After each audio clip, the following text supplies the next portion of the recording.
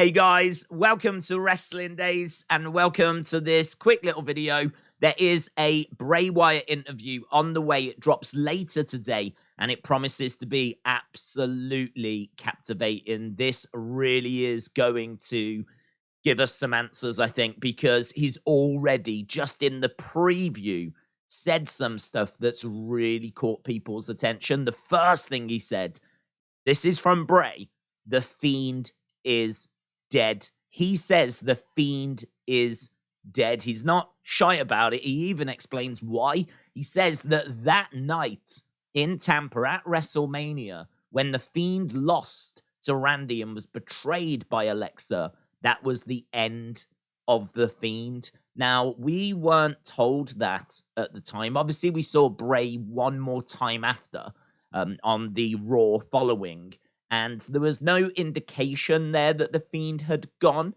There's nothing that happens in that match that really should result in the Fiend going away forever. I mean, yeah, it lost at WrestleMania, but that shouldn't really result in the Fiend going away. Bray says that the Fiend is more than just a goof in a mask, and I think that loss, I think that hurt him. It feels to me like how the Fiend was treated and how the Fiend was booked. I think it really upset Bray. And I don't know if he just has had enough with that character. He sees it maybe as a damaged character now, and he wants to create something that's not damaged. He wants to create something that he can control. I mean, this does make sense because we know that he was not happy with how Vince was booking the Fiends. We know that, for example, Hell in a Cell, he went backstage and there was a lot of shouting backstage with Seth not being happy and Bray not being happy, and Vince, I think Vince was quite happy by reports, but yeah, that was the Hell in a Cell match, the infamous Hell in a Cell match where the crowd were like chanting for refunds and everything. So I don't know, it feels like Bray may see this as a damaged character, but damaged in a bad way. And I think that the fans want the Fiend back. I would be stunned if we don't see the Fiend. I mean, for me, I think that he is trying to create something new. For me, it definitely puts a bit of doubt of us seeing the Fiend at the Royal Rumble. I still think there's a good chance we will. I still think there's a good chance that Bray could be saying this just to like throw people off the scent. The headlines are going to be the Fiend is dead, right? That's going to be everywhere. The Fiend is done. You're not going to see the Fiend again. Bray says the Fiend is dead. That will be everywhere. I just don't know that I agree. I just don't know that it's true. I just think that the fans are going to want to see the Fiend. I think that it's a big money driver, great for ratings. I think that it can easily get fixed if he sees it as broken. We can easily, I mean, it's a long time ago now. We can easily put that in the past and find a way forward. So I don't know. I'm not sold on the fact that we'll never see the Fiend again. I still think there's a chance we'll see him at the Rumble, but obviously time will tell on that one, and it is very interesting. The other bit of information we get in this, it's a very short clip. It's only about 40 seconds.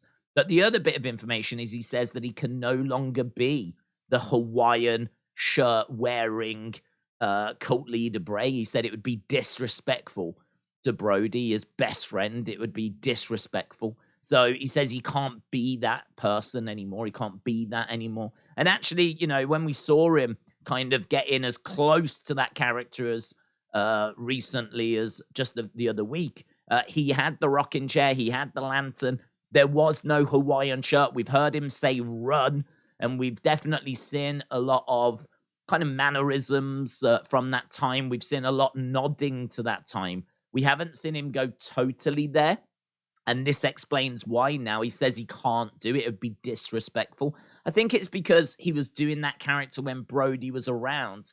And really to do it without him now, he sees as being disrespectful. I think he sees it that he's carrying on that story basically without Brodie, and he doesn't want to do that. So you can sort of understand that. And again, if he sees the Fiend character as being dead and he knows he can't revisit cult leader Bray the way that people would want him to.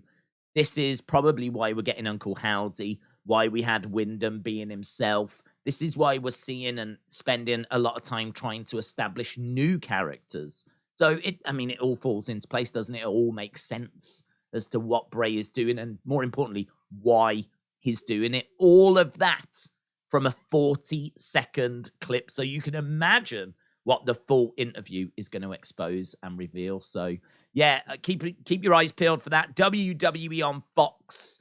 I should imagine it'll be all over WWE socials as well. But as soon as that drops, we'll obviously bring the breakdown to you. So thanks for watching, and I'll see you next time.